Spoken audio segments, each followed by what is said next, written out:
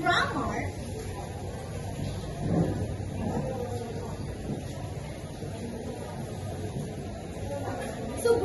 is an understanding how a language works. So grammar has two main parts. So we have morphology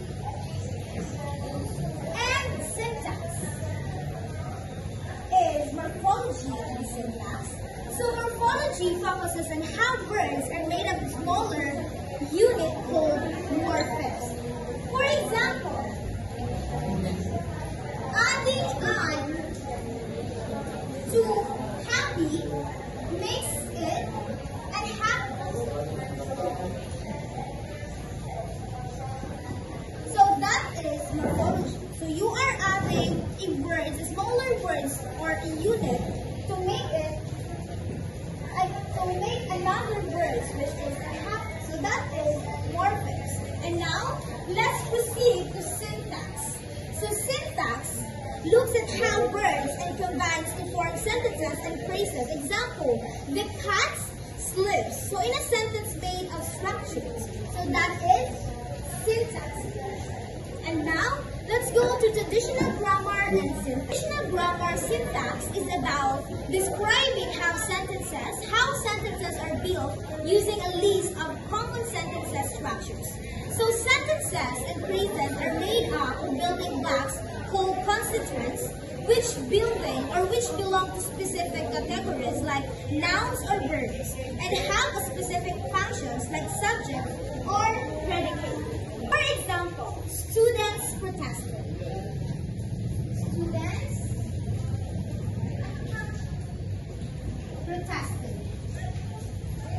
So students protested, the sentence students protested has two parts. So students, a noun, and protested. So that is a verb that acts as the predicate. So the sentence as a whole is a finite clause because it talks about an event in the past and expresses as a declarative proposition or a statement of facts. Grammar and syntax. So now let's go to grammatical categories. Grammatical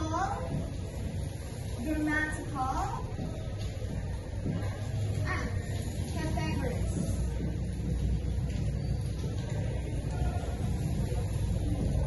So grammatical categories, so words are grouped into categories called part of speech based on the meaning, form, and position. So meaning, so what the word means, like a noun naming a person or object. So that is the meaning. So the form naman is how the word changes, like run, becoming, running. And position, where it fits in a sentence, like cut, usually being before a verb. So have you observed that? And now let's proceed to two types of words. So two types of words. So words are split into content words and function words. So content words carry meaning. Example, car, run, and big. So you can draw or imagine what they describe. You can imagine what is car, what is run, and what is big. So that is a content words. And now, functions. Let's go to functions. So functions words show grammatical relations but don't carry a direct meaning. Example,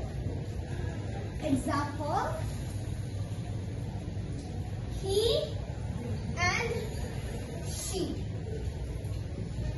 So, can you imagine a direct meaning? What is he and she?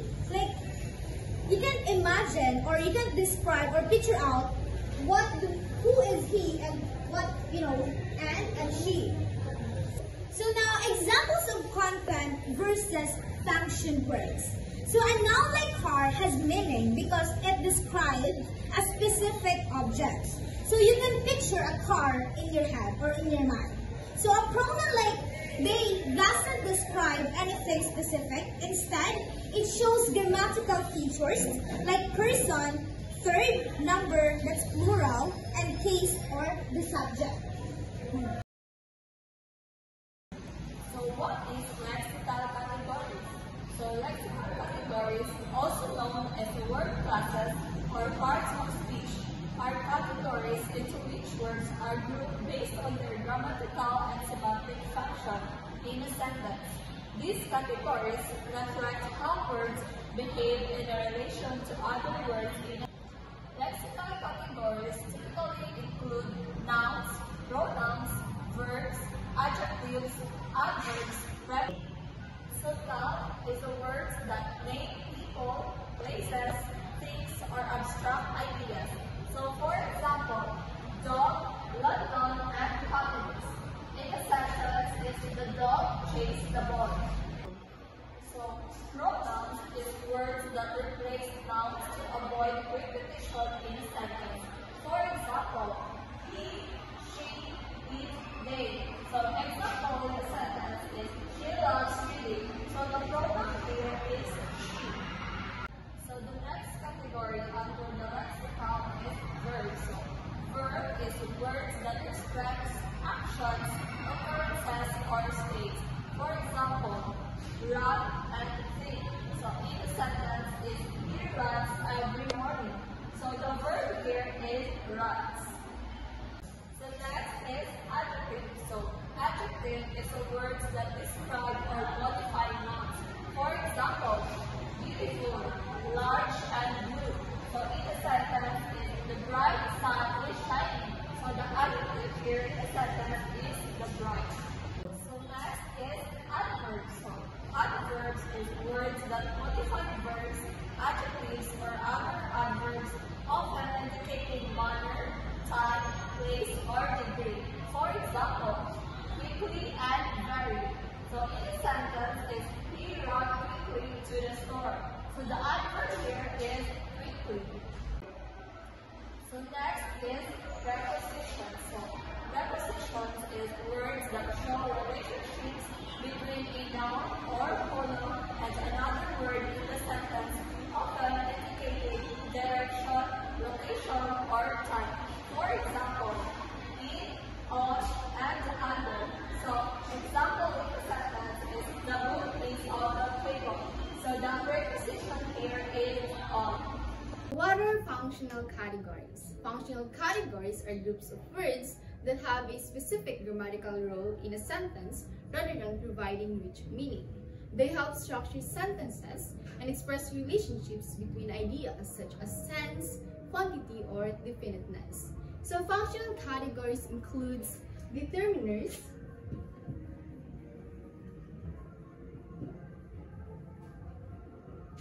quantifiers,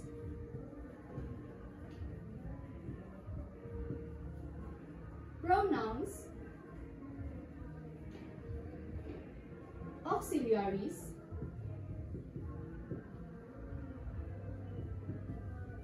and complementizers.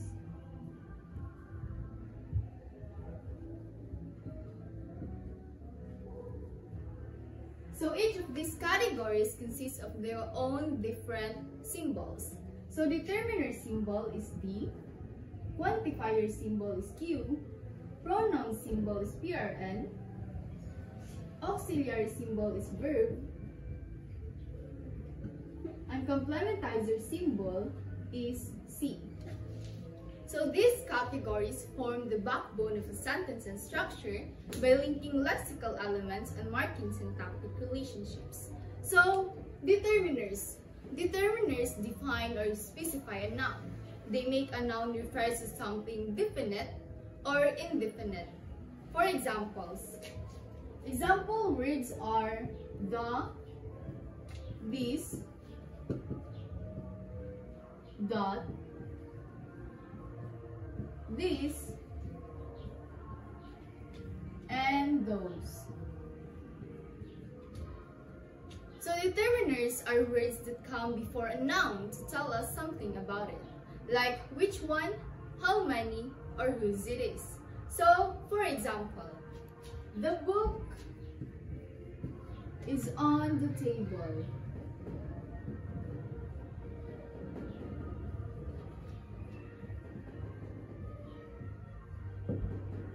So the here is our determiner and book is our subject. So the tells us it's a specific book and not just any book. So the determines our subject book. Okay, so next we have quantifiers. Quantifiers express the quantity of a noun. Examples are some, all, no, every, most, much, and many. So quantifiers are a special type of determiner used to express how much or how many. And they can work with countable or uncountable nouns. So for example, there are many people in the room.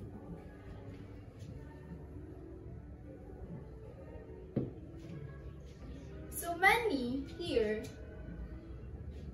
tells us there's a large number of people.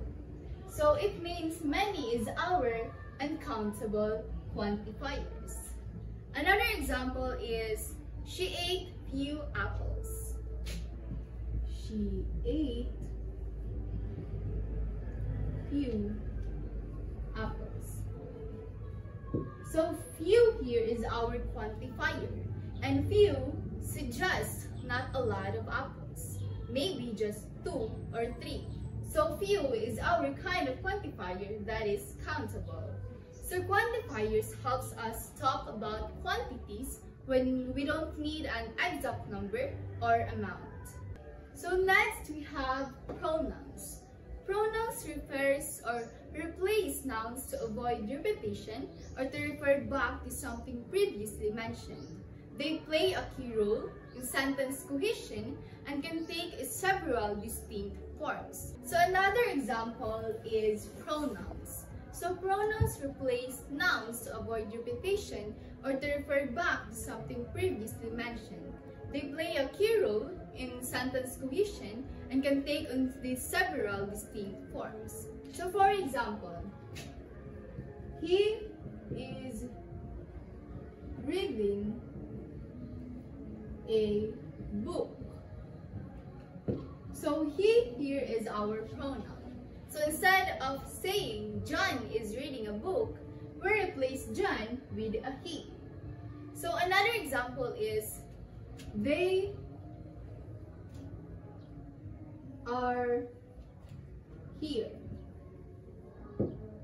They is our pronoun and they refers to multiple people like John and Mary. And instead of naming them, we put they. So pronouns make sentences smoother and less repetitive, helping communication flow naturally. Next, we have auxiliaries. Auxiliaries are helping verbs used with the main verb to show tense, aspect, mood, and voice. So tense. Tense indicates when the action happens. It could be in the past, present, or future. So for example, she is running. Is here is our tense, and is shows present tense. Another example, we have he was sleeping. And was here is our tense, and was shows past tense. And another example, we have they will arrive soon. Will here is our tense, and will indicates future tense. So for the aspect tells us about the duration or completion of an action. So we have aspect. Aspect tells us about the duration or completion of an action. So we have perfect aspect. For example, he has eaten breakfast.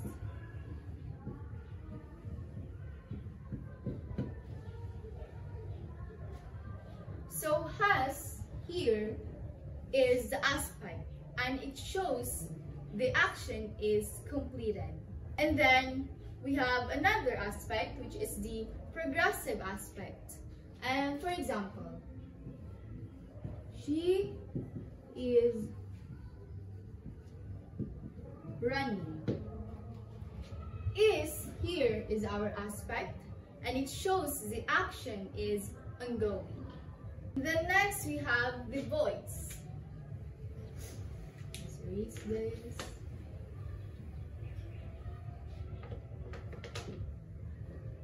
So voice indicates whether the subject is doing the action, which is the active, or receiving it, or passive. So for example, the teacher is praising the students.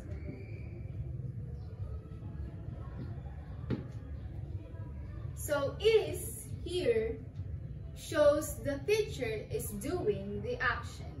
That is the active voice. And then next we have the passive. The students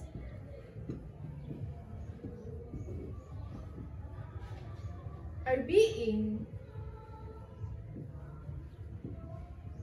praised by the teacher.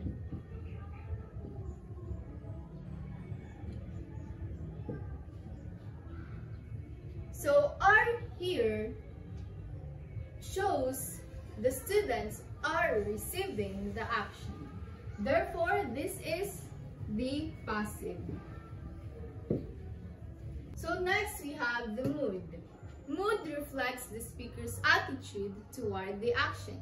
Could be certainty, possibility, or necessity. So for example, be careful. Be here expresses a command. Another example, you have, if I were rich, I'd travel the world.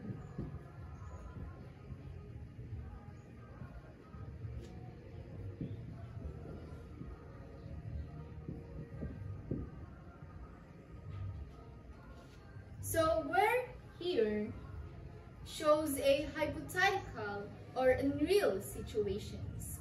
So auxiliaries combine with main verbs to give sentences precise meanings, allowing us to express time, action, status, or even attitudes about what's happening. So lastly, we have complementizers. Complementizer is a word that introduces a clause. It is a group of words with a subject and a verb, and connects it to the rest of the sentences. So these words usually come before the clause and complement the meaning of the sentence by adding more details. So for example, in the sentence, she said that he was coming.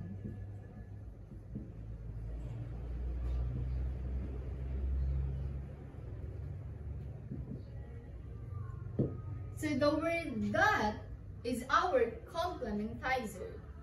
So it introduces the clause that he was coming, which gives more information about what she said. So Common complementizers include dot, if, and whether.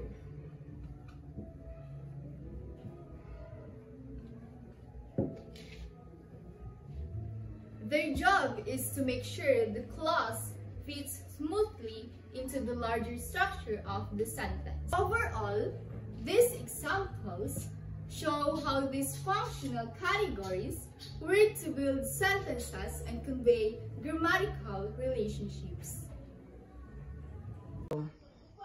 Grammatical features refers to the specific properties or characteristics of words or phrases that affect their behavior and functions in a sentence. These features often determine how words are related to one another and contribute to the overall structure and meaning of a sentence. Key grammatical features. So number 1 is person. Indicates who is speaking, being spoken to, or being spoken about. There are 3 types of person, such as first person, second person, and the third person. Just like, for example, I walked versus she walks. So I walk is a first person, and the she walks is a third person. So the second one is number. Shows whether a word refers to one thing, singular or more than one, plural. So there are 2 types of numbers, such as singular and plural form. So just like, for example, the cat sleeps versus the cats sleep. So the cat sleeps is a singular form, and the cats sleep is a plural form. The third one is gender. It refers to the classification of nouns or pronouns based on natural or grammatical gender. So there's 3 types of gender, such as masculine, feminine, neutral, or common. So there's an example. The actress performed versus the actor performed. So the actress performed is a feminine because it is used as the word actress, and the actor performed, so the actor word is a masculine. So the fourth one is case. Indicates the grammatical role of a noun or pronoun in a sentence, such as subject, object, or possessive. There's 3 types of case, such as nominative, accusative, and genitive. The fifth one is tense. It refers to the time of the action or state expressed by the verb. There's 3 types of tense, such as past tense, present tense, and future tense. Grammatical features matter. So it's because grammatical features help maintain clarity and coherence in communication. They guide how words interact and ensure sentences are structured properly. Understanding these features is essential for mastering grammar and syntax in the language. Sentence and complements are described as arguments of the predicate, meaning they are both essential components that are directly involved in the action or state described by the verb. So here's the different examples of argument of the predicate. Reside. So the word reside or the verb or the predicate reside has only one argument, which is the subject John. So this statement functions as one place predicate.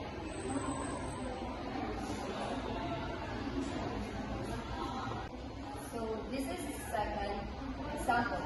John felt remorse. So the verb felt or the predicate felt has 2 arguments, which is John, the subject, and remorse as the object or complement. So this sentence functions as 2 place predicate.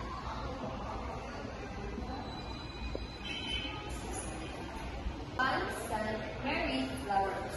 The verb sent or the predicate sent has 3 arguments, which is John, marry or lovers. So this statement function as the place predicate.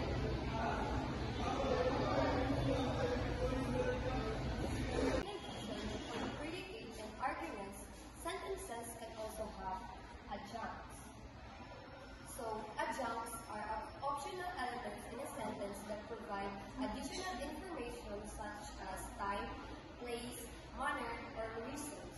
Unlike arguments, adjuncts are not essential to the predicate. So, for example, the president smokes a cigar after dinner. The president smokes a cigar in his office. So, the phrases after dinner and in his office are adjuncts because they add extra information that are not required to complete the meaning of the word smokes. Sentences versus complex sentences. So simple sentences contains a single clause, while complex sentences contain more than one clause. So example of complex sentences. Mary knows John smokes. So here there are two clauses, which is Mary knows and John smokes. Each clause has its own subject and predicate. So simple sentences, here's the example. He runs. So it contains single clause. One subject and one predicate, which is he and runs. So now, let's discuss about finite and non-finite. So, finite is having limits or boundaries, while non-finite is lacking limits or boundaries. So here's examples of infinite and non-finite.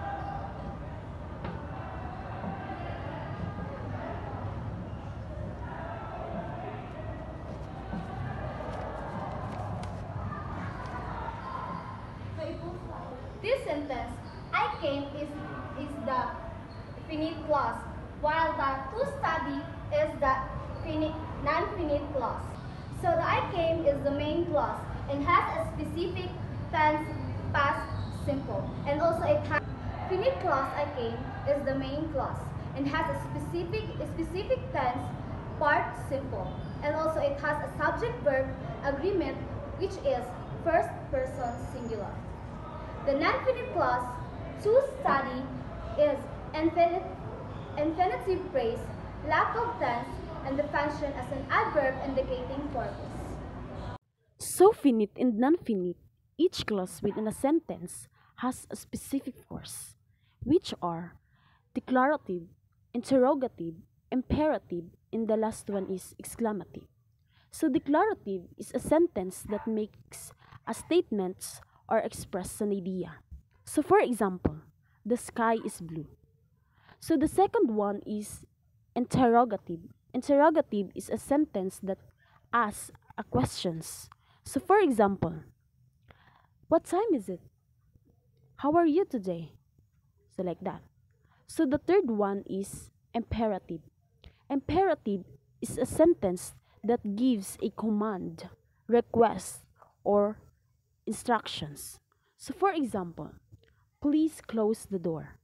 And the last one is exclamative. Exclamative is a sentence that expresses a strong emotions or excitement. So for example, what a beautiful day. So like that. Thank you. So Chomsky's ultimate goal is to devise a theory of universal grammar, or UG, which generalizes the grammars of particular I languages to the grammars of all possible natural I languages. So he defines UG as a theory of human language that identifies the I languages that are humanly accessible under normal conditions. So in other words, UG is a theory about the nature of possible grammars of human language. So there are a number of criteria of adequacy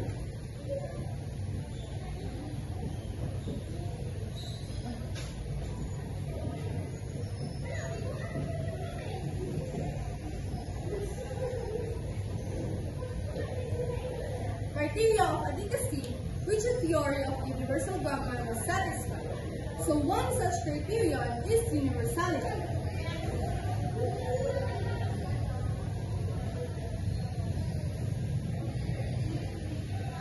Or, in the sense that a theory of a UG must provide us with the tools needed to provide a descriptively adequate grammar for any or any. So in the sense that a theory of UG must provide us with the tools needed to provide a descriptively adequate grammar for any and every. Since the ultimate goal of any theory is explanation, it is not enough for a theory of universal grammar to simply list sets of universal properties of natural language grammars. So, because on the contrary, a theory of UG must seek to explain the relevant properties.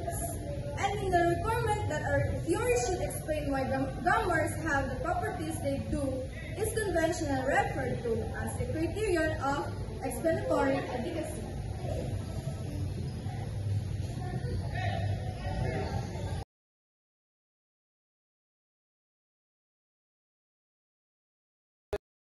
As to the taxonomic approach that is adopted in traditional grammar, Chomsky takes on a cognitive approach to the study of grammar.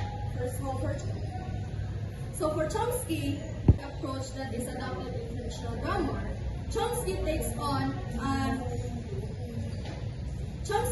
a cognitive approach to this grammar, which is on a cognitive approach when it comes to grammar. So for Chomsky, the focus of the linguist is to find out what it is about the speaker that makes him or her understand the language. So for example, this sentence.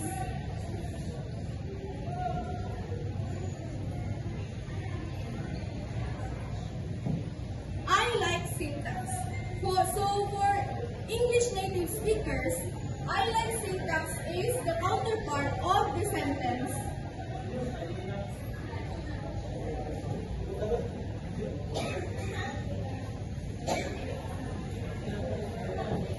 The counterpart of the sentence, I don't like syntax. So, the focus of this grammar or this study of Chomsky is to find out what it is that makes them. So, the focus of this study is to know how any native speaker of a language can understand. So, the focus of this study is to know how any native speaker of a language can be said to know the grammar of his or her language. However, it is important to emphasize that this grammatical knowledge of how to form and interpret expressions in your native language could be tacit, which means subconscious, or explicit, which means conscious. So to introduce a technical term devised by Chomsky, we can say that native speakers have grammatical competence in their native language. By this, we mean that they have tacit knowledge of the language that they speak. Tacit is the subconscious learning of the grammar, which is you understand the grammar unknowingly or subconsciously. In contrast,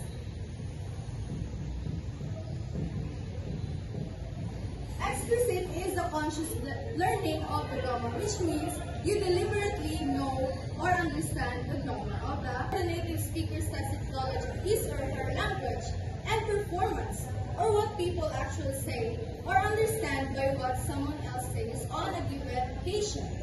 So competence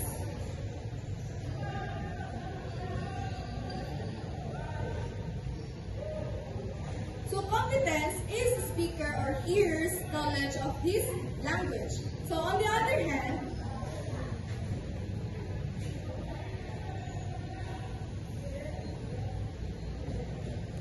performance is the actual use of language in concrete situations. So very often, performance is an imperfect reflection of competence because we all make mistakes or occasional slips of the tongue, or occasionally misinterpret something which someone else says to us. But however, this doesn't mean that we don't know our native language or that we don't know. So, misproductions and misinterpretations are called performance errors.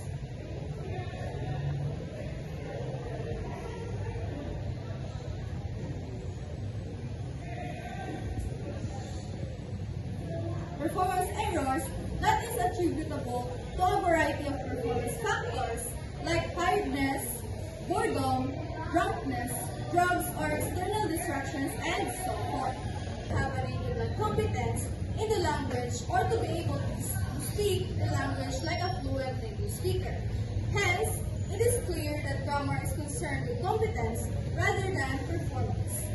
So in the terminology adopted by Chomsky, our ultimate goal is in studying competence is to characterize the nature of the internalized linguistic system or I language,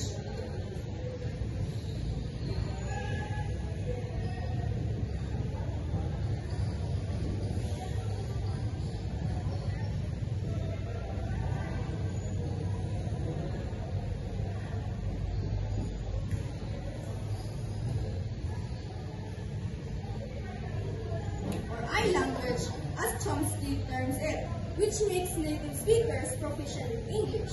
Such an approach has obvious implications for the description. Such approach has obvious implications. Approach has obvious implications for the descriptive linguist who is concerned to develop a language of a particular language like English. So according to Chomsky, a grammar of a language is a theory of the language. So, because it is under investigation. This means that in devising a grammar of English, we are attempting to uncover the internalized linguistic system or the I language possessed by native speakers of English. Or we are attempting to characterize a mental state or a state of competence and thus linguistic knowledge. So to make the discussion rather more concrete, let's look at the internal organization of the grammar of a language. So one of the components of grammar is lexicon. Here, or the list of all the lexical items or words in the language and their linguistic properties. So our chosen words here is I, love, and flower. So these are the lexicon. And these chosen words are then combined together in the syntax, which is then computed using the syntactic computations, and like I said, it will be combined together to form the sentence, I love flowers. That is part of the syntactic structure, serves as the input into two other components of the grammar. So one of the semantic component, which maps or converts the syntactic structure into a corresponding semantic representation, like we said here, or the representation of linguistic aspects of its meaning. So the other is the PF component, which is so called because it maps the syntactic structure into its PF representation, or the representation of its phonetic form, giving us a phonetic spell out for each word and telling us how it is pronounced. So the semantic representation interfaces with systems of thoughts here, and the PF representation with systems of speech, this one. So remember that the semantic component or the semantic representation is the meaning of its linguistic aspects, while the PF component or the PF representation is the phonetic form or how to spell the word. So in overall, this diagram shows us the internal organization of the grammar of a language. So now let's proceed to the another topic. It is entitled The Theory of Language Acquisition. So did you know that what is theory of language acquisition? So this means that the children learn their native language, and Rodford emphasizes in this theory the role of innate grammatical structures during the process. He also aligns to the idea of Noam Chomsky that all humans are born with an inherent capacity language. So one of the examples of this theory is children may produce their first word, for example, the mama and dada. So children vocabulary increases 5 words a month. So when the child reach the 30 months, they acquire the grammatical constructional of a sentence, like where is mama gone? And next one is the where's daddy doing? So take a look at this diagram. So children acquire language with the people around them. So during this process, the experience of language, so the experience of a child is they will observe the people around them, how they will use and express the language, and that is the experiences of language of a child. Next one is that experience will serve as the input of a child's faculty of language or FL. So during this time, diri ma-retain sa bata ang iyahang na-experience ng language during the first stage. So next one is grammar of language. So the finale of this process is the child will use those language na iyahang na-learn and use that experience and knowledge na iyang na-retain as a sentence na maka-form na siya o grammar sa language. So now let's proceed to the next topic, the innateness hypothesis.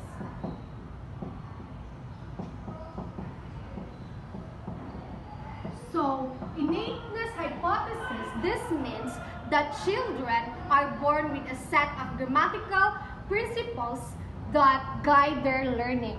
So it is the idea that language is solely learned through environmental exposure. So the last topic is the critical period.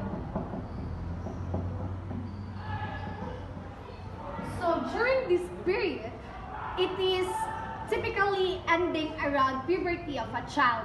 It is acquiring a knowledge, it is acquiring a language becomes significantly more challenging. So one of the example of critical period is a girl named Jenny. Did you know who is Jenny? So Jenny is a girl was isolated and deprived at the age of 13. And Jenny exposed to intensive language input where her vocabulary grew, but her syntax never developed. So based on the example, this means that the language of syntax is determined by an innate language acquisition. So that's the end of the theory of language acquisition. Universal grammar is a theory which enables the child to develop a grammar of any natural language on the basis of suitable linguistic experience of the language, sufficient speech input. For example, a children hear a words, phrases, or sentences produced by native speakers of the language, and this serves as input to the children's language faculty that incorporate a theory that provides the child a procedure for developing a grammar of language. But how we uncover such principles? So let's try to uncover this through the question. For A, we had said someone would do something. And speaker B, we had said who would do what. So in speaker B, echoes the speaker A, which they change the word someone to who and something to what. So speaker B is our echo question.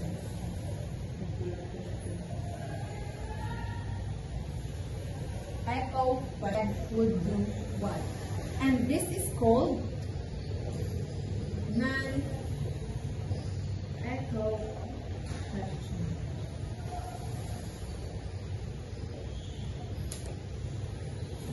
And these questions involves two movement operation, the auxiliary inversion and WH movement.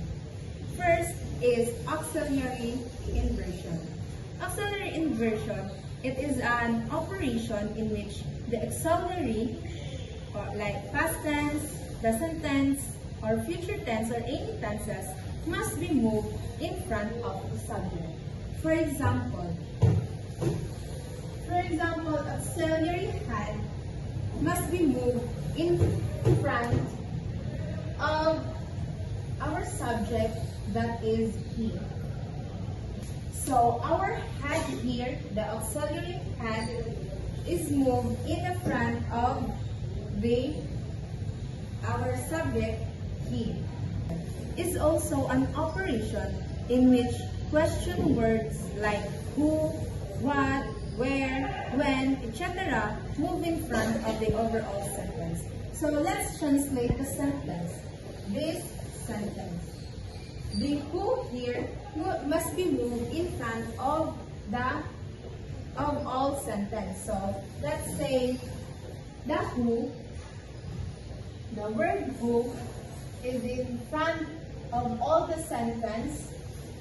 He had said would do what? Auxiliary operation and WH movement must be moved in every situation. For example, we have here a would na auxiliary and WH what. If we translate this or if we move this, just what we have done here in this example must be the sentence is ungrammatical or grammatical quality. The fact that two quite distinct movement operation, auxiliary inversion and WH movement operation, are subject to the same locality condition, which requires proposing of the most local or closest. It seems reasonable to suppose that the principle of locality is principle of universal grammar rather than an idiosyncratic properties of question formation in English. Principle of locality holds of all grammatical operation in all natural language, not just movement operation and including agreement and case assignment, are subject to similar locality condition.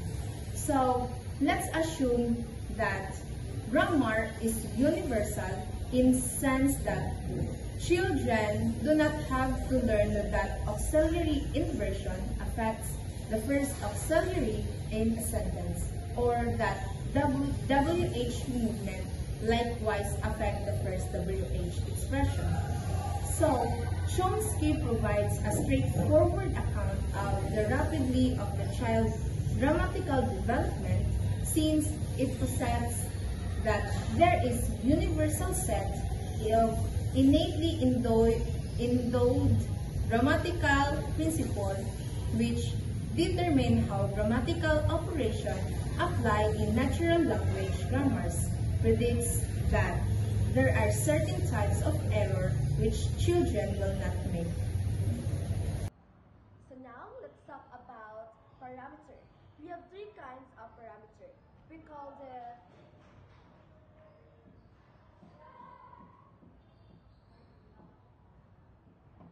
WH parameter,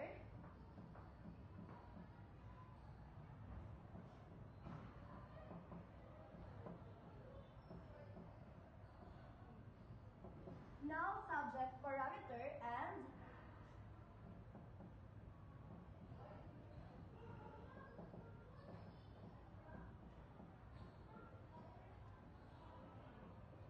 the head position parameter. So when you say WH parameter, it determines how question are formed in different languages, such as English. So where question typically starts with a question word like who or what. So when we ask question in English language, we typically start with a question like who or what. So for example, who did you see or what is your name? Whereas in Japanese, the question word remains in its original position, resulting in varying sentence structure. For example, Anata wa dari o meta ka? In Japanese, translated to English as what did you see? So, this sentence illustrates question word there remains in its original position. So now let's talk about noun-subject parameter. The noun-subject parameter regulates whether a language requires an explicit subject like English, which typically include a subject pronoun, whereas language like Spanish, Italian, and Portuguese often omit the subject pronoun due to verb conjugation indicating the subject. So for example, here is our example. It is Maria thinks that they speak French. The second sentence is Maria pensa ci parlano francese. It means Maria thinks that speak French. So as you can observe in our English sentence that they is a pronoun, while the second language, which is Italian, the pronoun they is not visible here because in Italian or in other language, it is not really required to have a pronoun as long as it is understandable. Let's now talk about the head position parameter. So it specifies the basic word order in a language such as English, which typically follows a subject-verb-object, S, V, O, and SVO pattern, whereas Japanese follows a subject-object-verb, subject-object-verb pattern, and Arabic follows a verb-subject-object, V, S, O. So these are the example of head position parameter.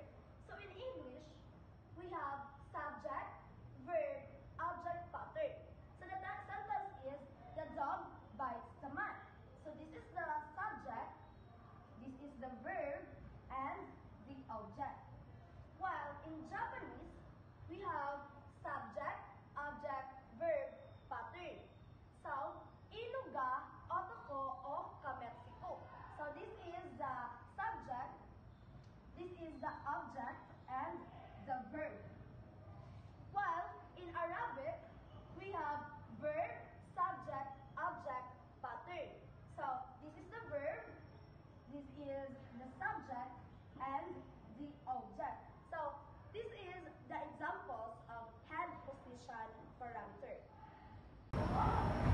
Now, we talk about the principle and parameters developed by the Namchi in the 1980 and explain how children efficiently acquire the grammar of their native language. And they have two key features of the principle parameter. The first one is the universal grammar. The second one is the language acquisition process. First, we talk about the universal grammar. If the universal grammar is the set of the innate grammatical principle and structures shared by all human language. It is hardwired into the human brain and provides the foundations for language learning. And the universal grammars have a key features. The key features of universal grammar is the universal principle.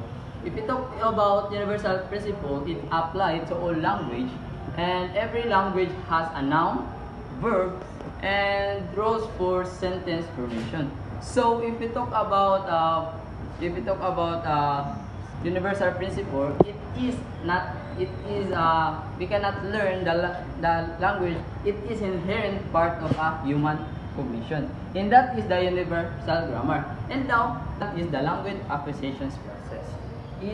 The language acquisition process is the complex and dynamic process by which humans develop the ability to understand and to process language. And they have key features of the language acquisition, which is the parameter settings. The parameter setting is the child's primary task in learning grammar and is to determine the correct settings for this parameter. Okay.